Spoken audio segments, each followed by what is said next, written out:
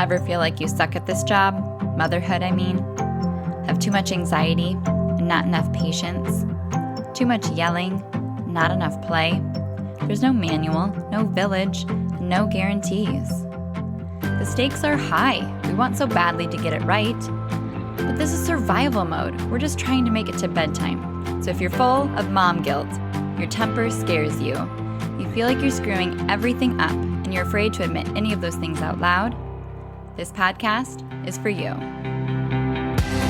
This is Failing Motherhood.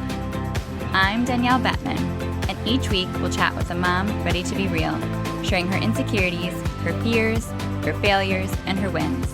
We do not have it all figured out. That's not the goal. The goal is to remind you, you are the mom your kids need. They need what you have, you are good enough, and you're not alone.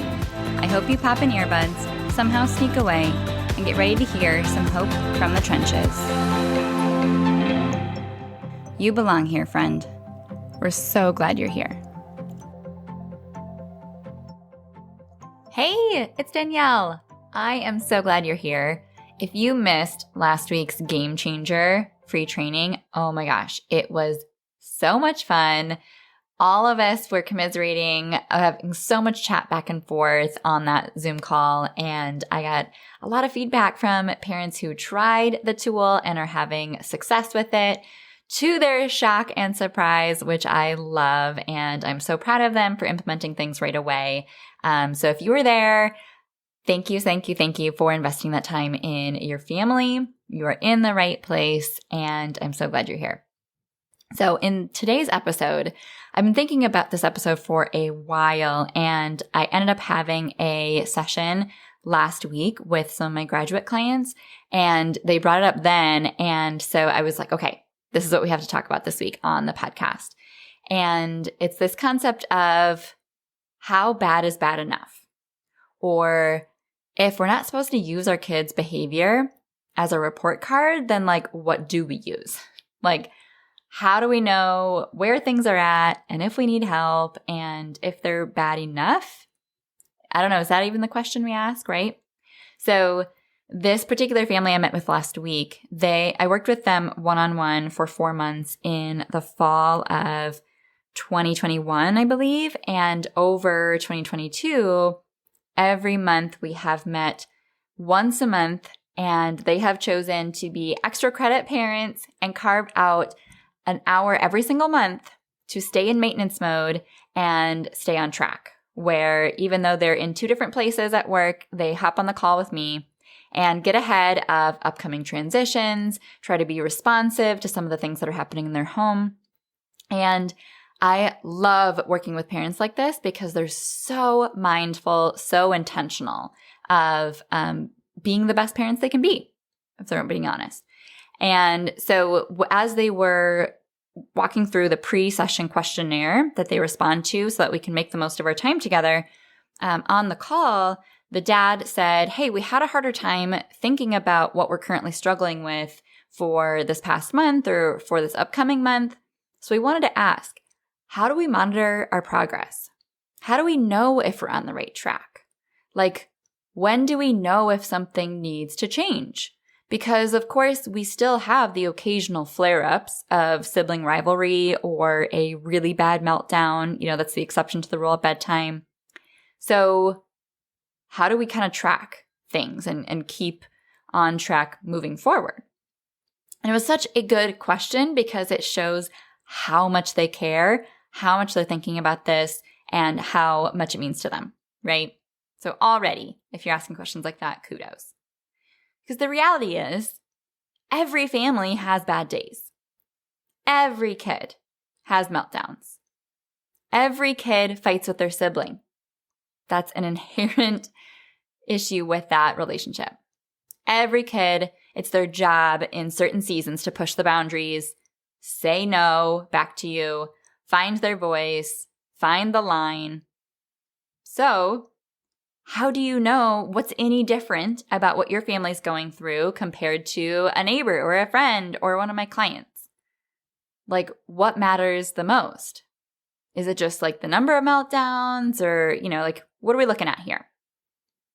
And this reminds me of, did you know alcoholics have to jump through an extensive number of hoops to prove that they have the medical necessity, that their withdrawal symptoms will be bad enough that they need to be monitored in order to actually qualify for the medical necessity for like a rehab program. Side eye to insurance companies in the United States. Thanks so much. But no, you can't just like go check yourself in. You have to prove that you're a bad enough alcoholic, which isn't that crazy? It should just be if you think you need help, you get help. But of course, it's not that simple. So there's a similar level of complexity and confusion in getting help for your child or for your parenting. And I want to be able to clear up some of that, hopefully, on this episode. So if you were to bring up concerns to your pediatrician or to a mental health professional or someone in that field, they are primarily going to ask you and focus on the circumstances, right? They're going to have symptoms on a list. They're going to want to make sure that you're seeing these struggles translate between two or more environments and that it's impacting your child's ability to function in some way, right? And they're going to ask you about yesterday and the day before, or kind of break down exactly what you're seeing and focus on the circumstances. And of course, that is necessary for a lot of reasons. And there are a few red flags when it comes to the degree of or intensity of aggression that you are seeing on a daily basis, the length and frequency of the meltdowns that they experience. But most kids, even neurodivergent ones, still fall within a, quote, normal range that's developmentally appropriate or expected, considering the circumstances or considering their age. But the behaviors in that, quote, normal range don't feel normal to their parent, especially when that phase of life is exacerbated. The symptoms they're experiencing or the personality traits of their child are exacerbated by change and stress. And perhaps there's other things going on, like the child's sense of perceived safety and control over their life has shifted, and or things just feel unmanageable based on the understanding of the behavior or the toolkit of their parent. So of course, that's going to inform their lens of how they see things. So for me, I am much more concerned with how you as the parent feel about things on a consistent basis and how your relationships are impacted now and the trajectory for the future.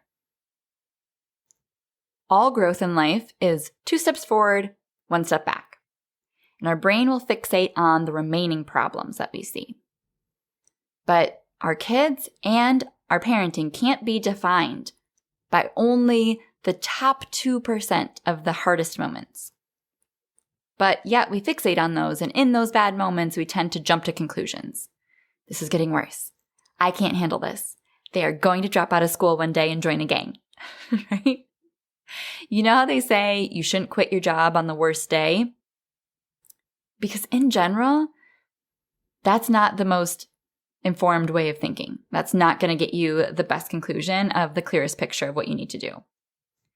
And in general, that's true, because when you and they feel better, you do better. Simple as that. No need to jump to rash conclusions. But those underlying fears and the anxiety in your decision making and the constant overthinking and the insecurity comes from not zooming out and considering all the moving pieces. So here's some of the thought process that I recommend. How do you know when something needs to change? You zoom out and listen to your gut. What does the overall trajectory feel like? Not just today, not just yesterday.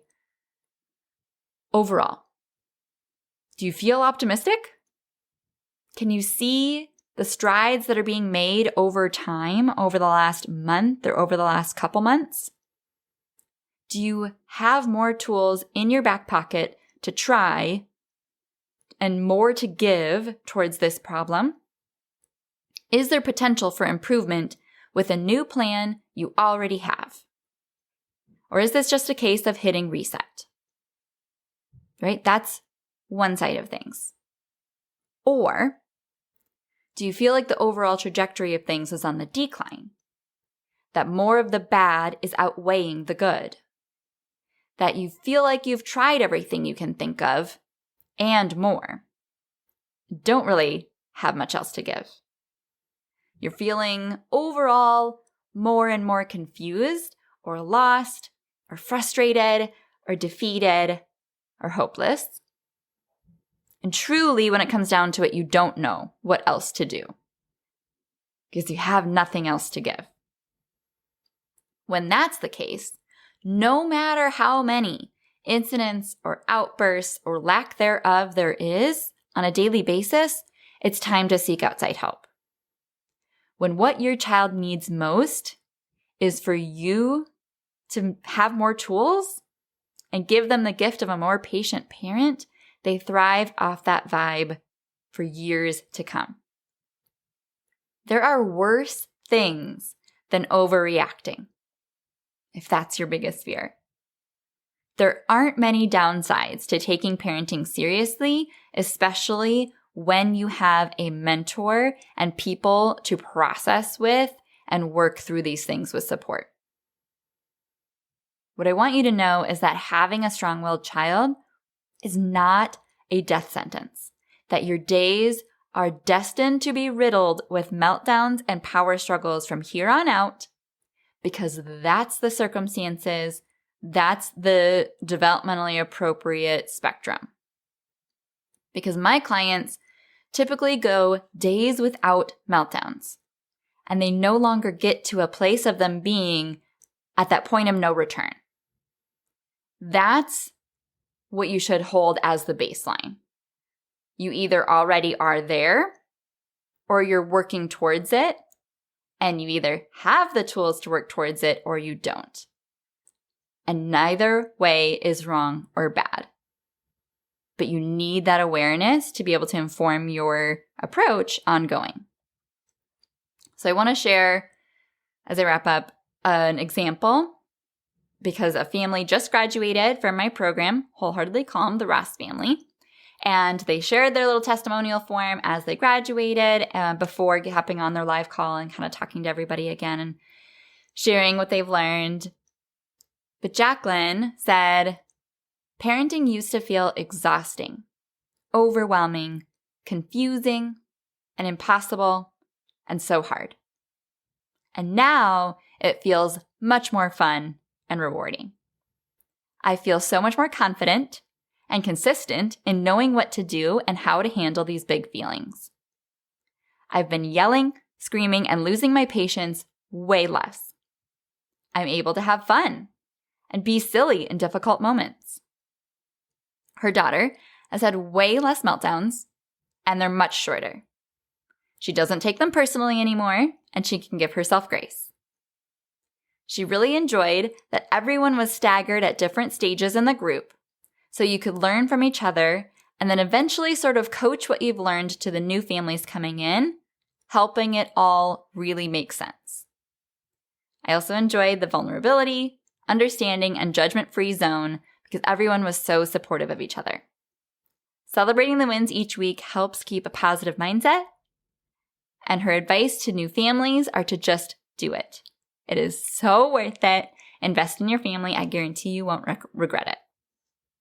And her husband, Ryan, who went through the whole program, every live call right alongside her, he wrote, I appreciated most in the content when you would have us imagine that we are a child and you used common phrases that I used to use. Seeing things from my child's perspective changed my perspective. I am calmer and more confident. We started out at about 10 outbursts a week of at least 30 minutes or more, and now we have about 3 a week, and they're maybe 10 minutes each. So, if you are ready to learn more about how to transform your relationship with your strong-willed child by taking control of the things that you can control as their parent and making it feel a whole lot more manageable and you're a whole lot more confident and calm, then reach out, complete an application, or schedule a consultation at the links in the show notes. I would love to meet your family and come alongside you. Let's make better days inevitable. Thank you so much for tuning into this episode of Failing Motherhood. Your kids are so lucky to have you. If you loved this episode, take a screenshot right now and share it in your Instagram stories and tag me. If you're loving the podcast, be sure that you've subscribed and leave a review so we can help more moms know that they are not alone if they feel like they're failing motherhood on a daily basis. And if you're ready to transform your relationship with your strong-willed child and invest in the support you need to make it happen, schedule your free consultation using the link in the show notes. I can't wait to meet you. Thanks for coming on this journey with me. I believe in you, and I'm cheering you on.